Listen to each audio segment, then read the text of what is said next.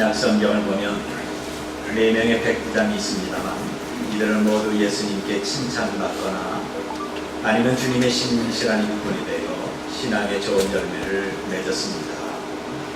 먼저는 누가복음 7장에 나오는 백부장이 있습니다.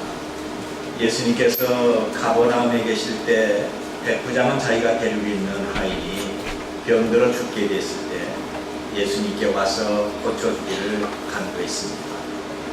예수님은 그의 간구를 들으시고 그의 집으로 가려고 할 때 주여 그렇게 하지 마십시오.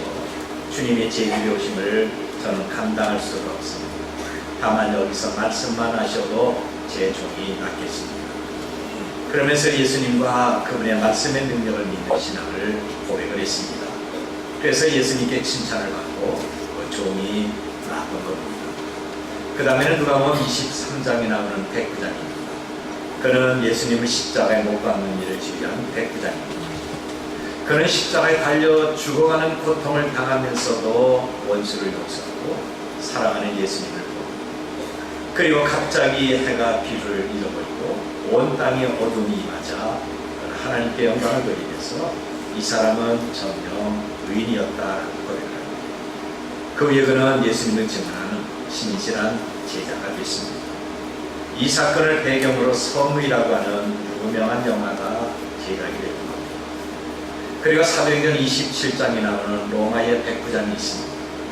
바울이 죄수의 몸으로 로마에 호송되어 갈 때 바울의 예언을 무시하고 항해를 하다가 유라굴로라고 하는 물선 당군을 만났습니다. 선원을 살기 위해서 닷에 줄을 끊어버리고 배에 있는 짐을 다 버리고 온갖 노력을 한 끝에 멜리데라고 하는 섬의 한 기슭에 도착했습니다. 배는 점점 깨어지고 풍랑을 잃고 사람들은 살겠다고 아우성치는 속에서 로마 군인은 죄수들이 도망가기 전에 그들을 다 죽이려고 했습니다. 그런데 이때 백부장은 하나님이 바울을 사랑하는 것을 알았습니다. 그래서 바울을 살리기 위하여 다른 죄수들을 죽이지 못하게 만들었습니다. 그리고 오늘 본문에 나오는 백부장 고넬료가 있습니다. 다른 백부장들은 이름이 기록되지 않았지만 이 고넬료는 그의 이름뿐 아니라 그의 인격과 삶과 선행과 그의 믿음까지 상세하게 기록이 됐습니다. 고넬료는 경건한 신앙과 구제가 하나님께 상달되고 이방 사람으로 최초로 성령을 받은 사람이 됐습니다. 백부장이라고 하는 건 100명의 군인을 거느린 장교입니다. 그는 바로 이 유대 나라에서 권세와 명예와 지위가 있었습니다. 정복자로서 온갖 혜택을 누릴 수가 있지만 하나님을 경외하는 믿음을 통해서 그의 이름은 지금까지 좋게 내려오고 있습니다. 하나님 은혜를 받은 경건한 고넬료가 성령의 능력을 받고 온 가족이 구원을 받았듯이 오늘 저와 여러분도 하나님 은혜로 빠짐없이 구원의 축복이 우리 가족 그리고 예수님 오시는 그날까지 지속적으로 임하시기를 바랍니다. 오늘 성경에서 먼저 알 수 있는 것은 고넬료의 인격적인 삶입니다. 여러분, 고넬료 인격이 뭐라고 생각하십니까? 그는 늘 겸손을 했던 것입니다. 그는 말로 표현한 것이 아니라 겸손한 삶으로 그의 인격을 표현했습니다. 25절 보니까 마침 베드로가 들어올 때 고넬료가 맞아 발 앞에 엎드려 절하니 그랬습니다. 고넬료를 만나기 전에 베드로는 무두장이 시몬의 집에 있었습니다. 무두장이라고 하는 것은 짐승의 털을 뽑고 피와 기름을 뽑아서 가죽을 부드럽게 하는 사람입니다. 그리고 유대인들이 가장 더럽고 꺼리는 일이고 로마인들에게는 혐오 시설이 돼서 동네에서 멀리 떨어져 있어야 됩니다. 베드로가 이렇게 짐승의 피와 역겨운 냄새와 기름이 가득한 무두장의 집에 여러 날 머물러 있었다는 것은 베드로가 그만큼 낮은 사람이라고 하는 것. 베드로는 로마 사람에게 정복당한 백성이고 배우지 못하는 어부 출신이었고 사람들이 멸시하는 기독교 전도자입니다. 그런데 로마 제국의 장교가 베드로 앞에 겸손히 엎드려 그에게 절을 하고 있는 것입니다. 그것도 혼자 있는 데서가 아닙니다. 24절 보니까 이튿날 가이사랴에 들어가니 고넬료가 그의 친척과 가까운 친구들을 모아놓고 기다리더니 그랬습니다. 로마의 장교가 혼자서가 아니라 친척들, 가까운 친구들, 그리고 가족들이 보는 앞에서 유대인에게 엎드려 절하는 것은 그의 겸손을 보여주고 있는 것입니다. 요즘 조금 지위가 올라가고 내가 힘 있는 자리나 수입이 좋은 자리 있으면 갑자기 사람이 달라지고 교만해지는 사람이 있습니다. 사람은 약간의 돈이 있다고 다른 사람을 무시하고 출신과 학교와 아니면 현위치가 조금 나타나고 다른 사람들을 가볍게 여기고 큰 소리치며 상처 줄 때가 있습니다. 오늘 우리는 고뇌를 통해서 남을 높여주고 나는 낮아 있는 겸손을 배워야 될 것입니다. 빌립보 2장 5절로 8절을 보니까 너희 안에 이 마음을 품어라. 곧 그리스도 예수의 마음이 그는 근본은 하나님이 본체시나 하나님과 동등됨을 취할 것으로 여기지 않았으고 오히려 자기를 비워 종의 형체를 가지사 사람들과 같이 되셨고 사람들의 모양으로 나타나서 자기를 낮추시고 죽기까지 복종하셨으니 그 십자가에 죽으시리라고 했습니다. 오늘 저와 여러분이 겸손해야 될 것은 고넬료가 겸손했기 때문에 그런 것이 아닙니다. 우리의 예배를 받으신 예수님이 겸손하기 때문에 그런 겁니다. 여러분, 이 겸손은 기독교 최고의 보물이가 됩니다. 왜 우리 기독교가 사랑의 종교가 됐습니까? 기독교의 사랑은 겸손을 뿌리로 내려서 맺은 열매이기 때문에 그런 것입니다. 우리가 낮아지면 낮아진 것만큼 하나님이 우리를 높여주시는 것입니다. 누가복음 14장 11절 말씀을 보면 무릇 자기를 높이는 자는 낮아지고 자기를 낮추는 자는 높여지리라고 했습니다. 야고보 4장 10절 보니까 주 안에서 낮추라 그리하면 주께서 너희를 높이시리라고. 베드로전서 5장 6절 보니까 그러므로 하나님이 능하신 손 아래에서 겸손하라 때가 되면 너희를 높이신다고 했습니다. 여러분, 내가 낮아지면 주님이 높여주시지만 내가 높아지려고 한다면 주님이 강제로 낮추고 있는 것입니다. 사실 우리 삶을 보면 아무것도 아닙니다. 오죽하면 성경은 티끌이고 점이라고 하겠습니다. 여러분, 점 하나 꽉 찍어놓고 이렇게 보면서 이것이 대단하다고 생각하고 있습니까? 먼지 하나를 보면서 툭툭 털어버리는데 그것이 대단히 값진 것이라고 생각합니까? 하나님 보시고 우리는 먼지나 점에 불과한 것입니다. 우리 가운데 비행기 타신 분들이 많습니다. 비행기 엔진 소리가 심차게 들리더니 움직이고 두 바퀴가 땅에서 떨어집니다. 그리고 하늘 높이 올라갑니다. 비행기는 정해진 고도를 올라간 다음에 수평으로 날아갑니다. 이때 창에서 이 땅의 것을 보면 우리 인생이 정말 아무것도 아니라고 하는 그런 생각이 듭니다. 자동차가 성냥갑보다 작습니다. 사람이 아주 작은 점으로 보입니다. 여러 사람들이 살고 있는 아파트가 손바닥만 합니다. 그 속에서 좀 더 잘 살고 좀 더 잘 먹겠다고 다툼을 하고 갈등하고 있습니다. 우리는 하나님을 보고 나를 볼 때 정말 무능하고 보잘것없음을 깨달아야 됩니다. 그렇습니다. 우리는 천지를 창조하신 하나님 앞에 하나의 점에 불과한 것입니다. 지극히 작은 점에 불과한 우리가 뭐 잘났다고 큰 소리 치고 남을 무시하고 자기를 주장하겠습니다. 높은 곳에서 낮은 곳에 있는 내 자신을 한번 바라보도록 하십시오. 그리고 더 높이 계신 하나님을 생각해 보도록 하십시오. 정말 나의 자신이 보잘것없음을 발견할 수가 있는 겁니다. 높은 시각을 가지고 낮은 나를 가지고 있는 것을 발견한다면 우리는 내가 누구인지 금방 알 수가 있습니다.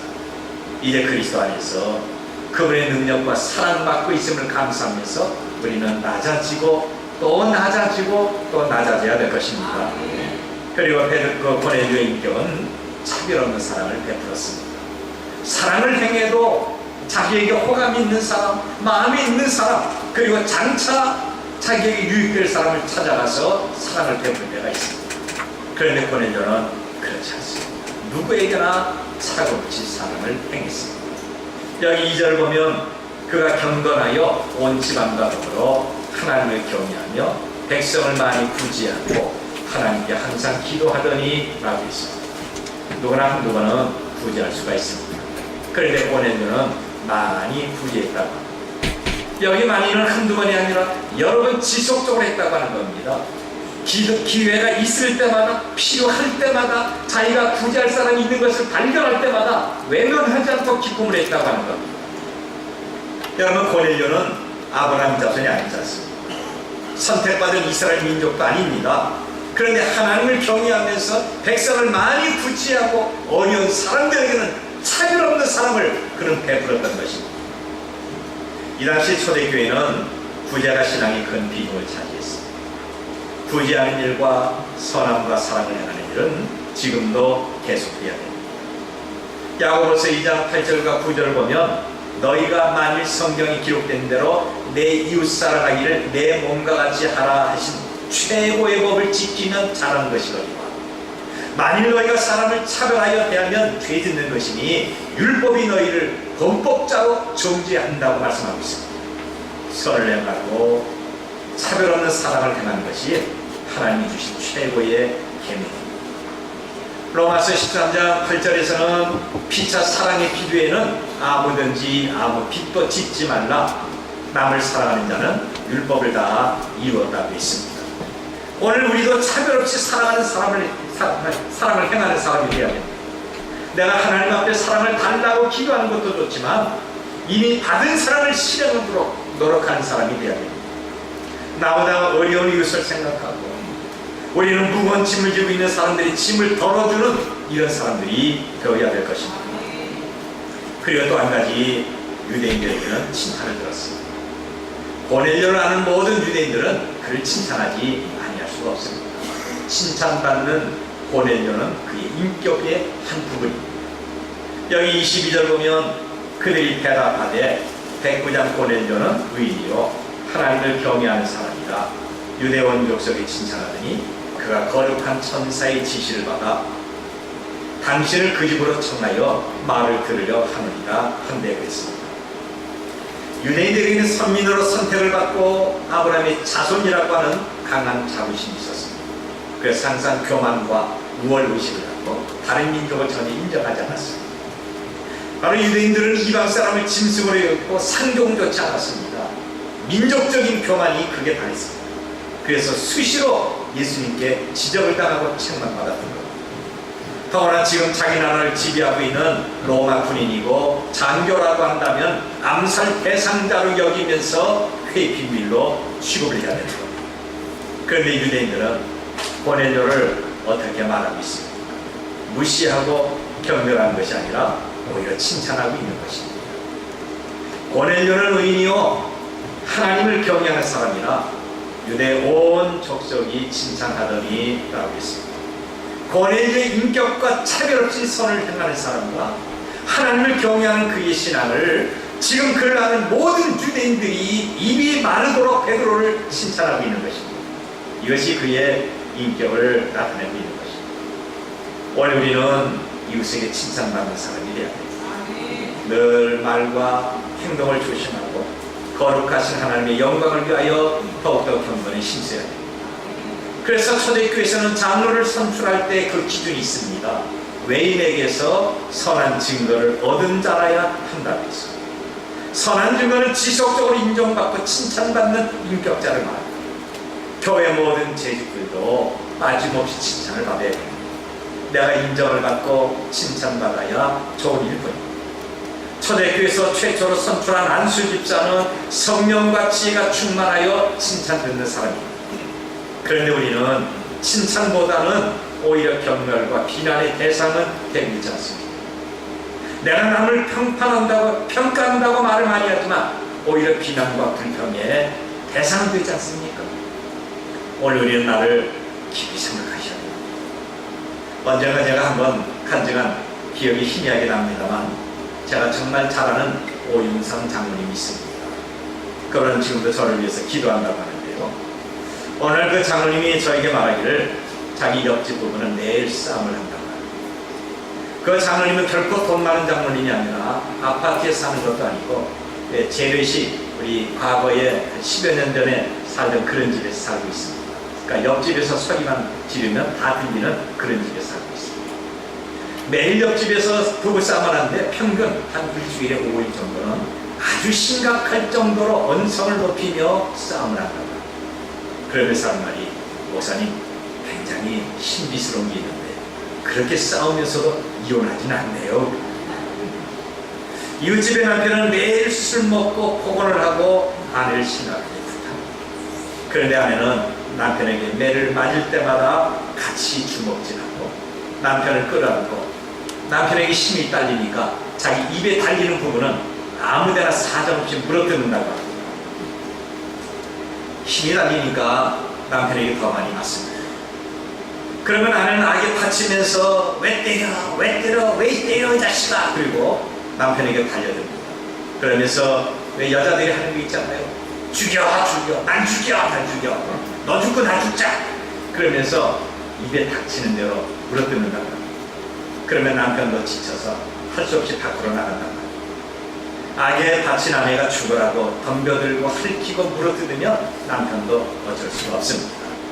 여러분, 여자분들 부부싸움 할 때 남편을 이기는 방법은 물어뜯는 것입니다. 다른 방법이 전혀 없습니다. 어느 날 남편이 싸우다가 지쳐서 밖으로 나가는 걸 보면서 아내가 뒤에서 큰 소리 치는데 그 소리에 자기가 깜짝 놀랐다고 합니다. 당신 옆집 재성이 아빠 본받아. 이 말을 들은 장로님은 깜짝 놀랐습니다. 재성이 아빠는 바로 자기였던 것입니다. 장로님 집에는 매일같이 찬송과 기도가 있고 웃음이 있습니다. 장로님 집에는 이해와 용서와 다독거림이 있습니다.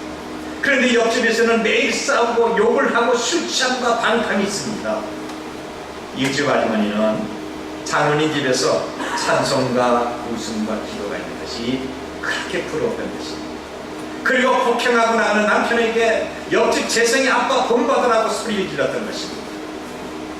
여러분, 우리 이웃이 나와 내 집을 뭐라고 평가할까요? 여러분들은 이웃에 누가 살고 있는지 알긴 아십니까? 우리는 이웃에게 칭찬받는 가정이 되어야 됩니다. 다른 가정이 우리의 집을 보고 부러워하는 가정이 돼야 전도가 되고 하나님께 영광이 되지 않습니까? 우리가 이웃집을 부러워하지 말고 이웃이 우리 집을 부러워하게끔 만들어야 될 것입니다. 그런데 교회도 그래야 됩니다. 종암제일교회는 은혜가 있는 교회입니다. 종암제일교회는 평안도 있고 치유도 있고 응답이 있다, 그런 말을 해야 됩니다. 종암제일교회 모든 교육자는 참 좋고 우리 장로님들도 좋고 안수 집사나 권사도 등록 다 좋다, 잘하니 합니다. 이것이 우리의 삶입니다. 여러분이 교회를 정말로 좋게 만들 수가 있지만 반면에 나쁘게 만들 수가 있습니다. 여러분이 교회를 자랑하고 높이 평가할 수가 있겠지만 반면에 교회를 한없이 깎아내릴 수도 있습니다. 교회는 부흥해야 되지만 그것보다 주변 사람들에게 칭찬받는 이런 교회가 되어야 될 것입니다. 우리 자신이 이웃에게 인정도 받고 우리 가정이 칭찬을 받으며 우리 교회가 주변의 모든 사람들에게 칭찬을 받아야 될 것입니다. 이렇게 고넬료의 인격은 늘 겸손했습니다. 그는 차별없는 사랑을 베풀었고 유대인들에게 칭찬을 받았습니다. 오늘 저와 여러분이 이런 인격적인 삶을 살기를 바랍니다. 자, 그러면 그의 신앙은 또 어떻습니까? 아무리 인격이 좋아도 그것 가지고 구원받을 수가 없습니다. 사람이 겸손하고 사랑을 많이 행하고 칭찬을 얻어도 예수님을 믿는 믿음이 없다고 한다면 결코 구원이 없습니다. 온 천하를 얻고도 자기 생명을 잃어버린다면 무슨 유익이 있겠습니까? 이란이나 다른 종교를 갖거나 아니면 종교와 전혀 관계없는 사람들이 우리보다 더 겸손하고 더 많이 사랑을 행하고 더 칭찬받을 수가 있습니다. 그런데 이것이 그들로 하여금 구원 주는 것은 아닙니다. 우리도 겸손해야 되고 우리도 선을 행하고 칭찬받아야 되지만 이것들 위해 예수님을 믿는 믿음이 더 있어야 되는 것입니다. 우리는 믿음으로 구원을 얻습니다. 그렇다면 고넬료의 신앙은 과연 어떻습니까? 고넬료는 항상 기도하는 사람이었습니다. 어쩌다 기도하거나 기도 순번이 돼서 기도하거나 아니면 자기가 아쉬울 때 기도하는 것이 아니라 성경을 보면 항상 기도하는 사람이었습니다. 그것도 시간을 정해놓고 기도를 했습니다. 여기 2절을 보면 그가 경건하여 온 지방바다로 하나님을 경외하며 백성을 많이 부지하고 하나님께 항상 기도한다. 4절 보면 고넬료가 주목하여 보고 두려워이르되 주여 무슨 일입니까? 천사가 이르되 내 기도와 구제가 하나님 앞에 상달되어 기억하신 바가 되었으니 고넬료는 항상 기도함으로 응답을 받고 항상 기도함으로 하나님의 능력을 경험하게 됩니다. 그런 기도했기 때문에 환상 중에 나타난 하나님의 사랑을 볼 수가 있었습니다. 우리는 기도하는 사람이 되어야 됩니다. 여러분, 내가 갑자기 기도하고 싶은 생각이 들면 그래서 성령께서 지금 기도하라고 감동을 주신 것입니다. 저도 잠결에 얻은 데는 2시 반쯤에 일어날 때가 종종 있습니다. 갑자기 기도하고 싶은 생각이 납니다. 그리고 어떤 문제를 놓고 기도하면 놀랍게 그날 그 문제가 해결된 것을 경험하게 되는 것입니다. 즉시 행동으로 옮겨서 기도에 힘쓰면 내 기도가 상달되는 것입니다. 고넬료의 기도가 상달되듯이 우리의 모든 기도는 다 상달되는 것을 믿으시길 바랍니다. 가이드 포스트라고 하는 기독교 잡지에 이런 글이 하나 실렸습니다. 간증문인데요. 사란이인이라고 하는 남자가 온 가족과 함께 텍사스의 고속도로를 달리고 있습니다. 그의 차 안에는 아내와 3살 된 딸과 16개월 된 아들이 있었습니다. 그런데 고속도로 절반이 왔을 때 갑자기 눈보라가 심하게 몰아치기 시작을 했던 거예요. 앞이 보이지 않아서 더 이상 갈 수가 없습니다. 계속 눈보라가 몰아치면서 자동차를 완전히 덮어버리고 말았습니다. 그리고 시동이 꺼지자 히타가 작동이 안 되고 추위가 엄습하고 황량한 고속도로 중간에서 구조를 바라는 것은 절망이었습니다. 자동차는 눈에 완전히 파묻혀서 겉으로 보기에는 전혀 보이지 않습니다. 더군다나 핸드폰도 없습니다. 혹시 구제하는 헬리콥터가 지나간다 할지라도 완전히 눈에 파묻혀버린 자기를 발견할 수가 없었습니다. 사란이인은 먼저 린자녀를 동상이 걸리지 않도록 자기 몸을 꽉 감싸줬습니다. 무서운 정적과 공포, 밍밍거리는 내손 바람소리와 추위가 엄습해왔습니다. 라디오 일비예보는 모든 고속도로가 완전히 차단되고 추위에 주워하는 사람들이 점점 증가하고 있다고 하는 비극적인 뉴스입니다. 추위와 두려움에 떨고 있을 때 갑자기 교회에서 들었던 하나님의 말씀이 생각이 납니다. 볼지어다 내가 세상 끝날까지 너희와 항상 함께 있습니다. 그런 추위와 공포 가운데서 자기와 함께 하신다는 하나님, 그 하나님을 믿고 기도하기 시작합니다. 하나님, 만일 하나님이 우리를 구원하시기를 원한다면 틀림없이 하실 수가 있습니다. 그런데 하나님, 알게 하셔야 됩니다. 우리는 아침까지 살 수가 없습니다. 지금 몸이 점점 얼어가고 있습니다. 너무 추워서 말도 제대로 안 나옵니다. 간절히 기도했지만 아무런 응답이 없습니다. 그런 가족들을 책임지는 가장으로 매우 당황스럽고 초조해 있습니다. 하나님은 과연 내 기도를 들으셨을까? 마음이 흔들립니다. 그래서 머리를 흔들고 하나님 앞에 다시 한번 기도합니다. 하나님, 저희를 구원하시냐면 먼저 이 바람을 좀 제거해 주세요. 그래야 제설차가 이 눈을 뚫고 있습니다. 그리고 제설차가 지나가면 제발 우리 자동차를 바로 발견하게 해주세요. 그의 기도가 끝나기가 무섭게 애석게 불던 바람이 갑자기 그칩니다. 그러나 하나님이 자기의 기도를 들으신 것과 지금 이 추위 가운데도 하나님이 자기와 함께 있음을 확신합니다. 그래서 다시 기도합니다. 하나님, 지금 이 새벽 2시인데 제설비를 운전한 사람이 지치거나 구조를 포기하지 않게 해주세요. 그들이 곧장 우리한테 오게 해주세요. 얼마 지나니까 온몸이 얼기 시작합니다. 몸을 움직일 수가 없습니다. 턱이 얼어서 말을 할 수가 없습니다. 손과 발은 이미 감각이 없습니다. 품 안에 어린 것들은 아무것도 모르고 잠을 잤는데 안의 몸은 이미 차갑게 되고 의식이 없습니다. 영하 17도의 강추위 가운데서 몸이 서서히 얼어가며 의식을 잃어갈 때 어디선가 제설기에 체인 소리가 들리면서 사람들의 환호 소리가 희명해요. 여기 사람이 있다. 여기 사람이 있어. 이런 소리가 함께 자동차 문이 갑자기 확 열리는 것을 느꼈습니다. 이들이 그날 고속도로에서 구조된 유일한 생존자입니다. 50여 명 이상이 고속도로 자동차 안에서 죽었던 겁니다. 어떤 구조대원이 말하기를 자기들이 구조를 포기하려고 할 때 안 되겠다, 도저히 갈 수가 없다, 이러다 우리도 죽는다 할 때 갑자기 바람이 딱 멈추더니 이상하게 자꾸만 무엇인가 끓이는 것을 느꼈다고 합니다.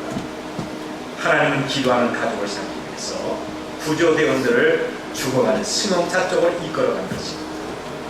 그의 사람이 일되는 세 가지를 가지고 하나님은 그분의 자녀가 죽음의 위험에 빠져있는 그 순간에 반드시 건져주시는 것과 하나님은 말씀대로 행하시는 것과 믿음으로 기도할 때 어떤 환경에서도 들어주신다고 하는 겁니다. 독일의 유명한 병원이 있는데 우리가 두 손을 꼭 붙들고 기도할 때 하나님은 두 팔을 펴신다고 하는 그런 병원입니다. 고넬료는 기도를 했습니다. 항상 기도하는 그의 기도를 하나님이 들으셨습니다. 오늘 저와 여러분이 기도할 때마다 하나님은 들으시고 빠짐없이 응답해 주시기를 바랍니다. 그리고 또한 고넬료는 온 집안이 하나님을 경외하는 신앙을 가졌습니다.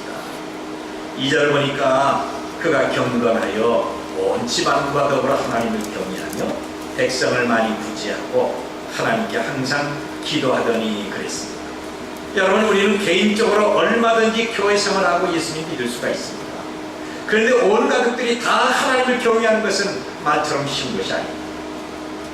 고넬료는 이방인이었지만 모든 가족들이 빠짐없이 다 하나님을 경외했던 것입니다. 그렇습니다. 하나님을 경외하고 예배하는 가정이 복이 있습니다. 신방을 하거나 아니면 상담을 하면 공통된 기도 제목이 있습니다. 온 가족들이 예수님을 믿고 구원받는 것과 건강하게 사는 것입니다. 여러분, 오늘 이 설교를 통해서 우리의 온 가족들이 다 구원을 받고 온 가족들이 다 건강하고 온 가족들이 다 평안하고 행복하게 사시기를 주의 이름으로 축원합니다. 자녀가 아버지와 어머니의 구원을 위해서 탄식하며 울고 있습니다. 부모님이 자녀의 구원을 위해서 탄식하면서 가슴에 멍이 들고 있습니다. 아내가 남편의 구원을 위해서 눈물 흘리며 기도합니다. 남편이 아내의 구원을 위해서 간구합니다. 그런데 고넬료의 가정은 구원 문제로 탄식하거나 울지 않았습니다. 온 가족이 다 하나님을 경외하면서 은혜를 사모했던 것입니다. 오늘 우리의 모든 가족은 다 하나님을 경외하는 가족들이 되시길 바랍니다. 내 신앙의 일기장에 우리 집은 다 하나님을 경외하고 예배했다, 우리의 온 가족은 다 구원받았다라고 쓸 수 있기를 바랍니다. 지금은 구원의 은혜를 주시는 시간입니다. 내가 받을 은혜와 받은 은혜를 행할 기회를 잡아야 될 것입니다. 고린도후서 6장 1절과 2절 보니까 우리가 하나님과 함께 일하는 자로서 너희를 권하노니 하나님 은혜를 헛되이 받지 말라. 이르시되 내가 은혜 베풀 때 너를 듣고 구원의 날에 너를 도왔다 하셨으니 보라 지금은 은혜 받을 만하고요, 보라 지금은 구원의 날이라고 했습니다. 우리에게 구원 주시는 예수님은 지금도 내 가정과 함께하고 있습니다. 예수님은 나의 가정, 나의 가족들에게 은혜 주시기를 원하고 있습니다. 그래서 우리를 권고도 하시고 우리를 책망도 하시고 어떤 때는 치료하시고 격려하셔서 우리 모두가 구원받기를 원하고 있습니다. 우리는 교회에서만 은혜 받는 것이 아닙니다. 평범한 일상생활에서 하나님의 구원을 생각하고 감사할 때 더 큰 은혜를 받을 수가 있는 것입니다. 그리고 받은 은혜는 나눠주는 사람이 되어야 됩니다. 나의 생각, 선한 생각과 말과 행동으로 하나님께 영광 돌리며 나의 성숙되고 성화된 모습으로 많은 사람들을 예수님께 이끌어가는 구원의 전달자들이 되어야 됩니다. 온 집안으로 더불어 하나님을 경외할 때 다른 사람과 다른 가정에게 구원의 은혜를 베풀 수가 있습니다. 주 예수를 믿어라 그리하면 너와 내 집의 구원을 받으리라는 말씀대로 우리와 우리의 가족들이 다 예수님을 믿고 하나님을 경외하는 행복한 가정들을 이루시기를 바랍니다. 그리고 또 한 가지는 말씀을 사모하는 신앙입니다. 고넬료의 신앙은 기도하고 하나님을 경외하는 것뿐 아니라 말씀을 사모했습니다. 24절을 보니까 이튿날 가이사에 들어가니 고넬료가 그의 친척과 가까운 친구들을 모아 기다리더니 그랬습니다. 왜 고넬료가 온 가족들과 친척과 친구를 모아놓고 기다리고 있습니까? 물론 하나님의 말씀을 듣기 위한 것입니다. 가난하고 늙은 베드로의 얼굴을 보거나 아니면 그가 예수님의 수제자라고 하는데 어떻게 생겼는가 몰골을 보기 위한 것이 아닙니다. 베드로를 통해서 주시는 하나님의 말씀을 듣기 위한 것입니다.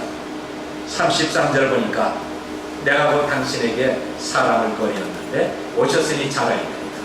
이제 우리는 주께서 당신에게 명하신 모든 것을 듣고자 하여 다 하나님 앞에 있나이다 라고 합니다. 얼마나 주의 말씀을 사모하는 신앙입니까? 고넬료는 베드로가 하나님의 보내신 사자임을 확신했습니다. 그리고 그 앞에 다 모여서 은혜를 사모하고 말씀을 기다리고 있습니다. 여러분, 이것이 설교를 듣는 자의 바른 신앙의 자세입니다. 사람 앞에서 명사의 강연을 듣는 것이 아니라 하나님 앞에서 선포되는 생명의 말씀을 우리는 들어야 되는 것입니다.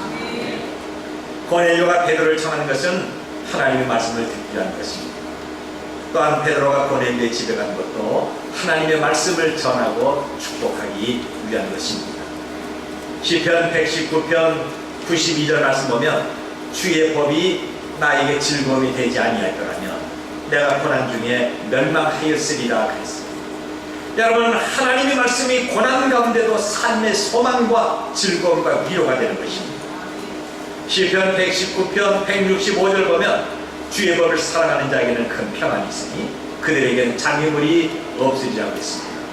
하나님의 말씀이 우리의 심령을 편안하게 하고 인생길을 순탄하게 합니다. 데살로니가전서 2장 13절 보니까 이러므로 우리가 하나님 앞에 끊임없이 감사함은 너희가 우리에게 들은 바 하나님의 말씀을 받을 때 사람의 말로 아니하고 하나님의 말씀으로 받음이니 진실로 그러하노라. 이 말씀이 또한 너희 믿는 자 가운데서 역사하느니라고 했습니다. 우리가 하나님의 말씀을 듣고 그 말씀을 내 마음에 담을수록 하나님이 역사하는 능력이 강하게 나타나게 되는 겁니다. 말씀이 능력이고 생명입니다. 저와 여러분은 능력과 생명 있는 하나님의 말씀으로 충만해지시길 바랍니다. 베드로전서 2장 2절에서 가난한 아이들처럼 순전하고 신령한 것을 사모하라. 이는 그로 말미암아 너희로 구원에 이르도록 자라게 하려 함이라고 했습니다. 우리는 하나님의 말씀을 사모해야 됩니다. 교역자가 신방할 때마다 안 됩니다, 나갑니다, 바쁩니다, 다음에 오세요 사용하지 말고 바로 이 베드로 앞에서 준비하고 오셨으니 잘하였나이다. 우리가 하나님의 말씀을 듣고자 이렇게 사모하면서 모였습니다 라고 말해야 될 것입니다. 하나님의 말씀을 듣고 내가 읽고 하나님의 말씀을 마음에 받을 때마다 사슴이 신의 물을 찾기에 갈급함같이 우리의 영혼에 갈급함이 있어야 되는 것입니다. 여러분, 지금 나의 인격은 어떻다고 생각하십니까? 고넬료처럼 항상 겸손하면서 차별 없이 사랑을 행하고 주변에서 칭찬 듣는 사람이 되도록 하십시오. 그뿐 아니라 쉬지 않고 기도하는 사람, 온 집으로 더불어 하나님을 경외하며 말씀을 사모하는 신앙을 갖도록 하십시다. 신앙만 있고 왜 인격이 없으면 그런 외식자입니다. 신앙이 없는 인격은 구원이 없습니다. 우리는 항상 그리스도의 인격과 신앙을 겸비하면서 고넬료의 가정처럼 온 집안이 다 구원을 노래하며 감사하는 행복한 가정들을 이루시기를 바랍니다.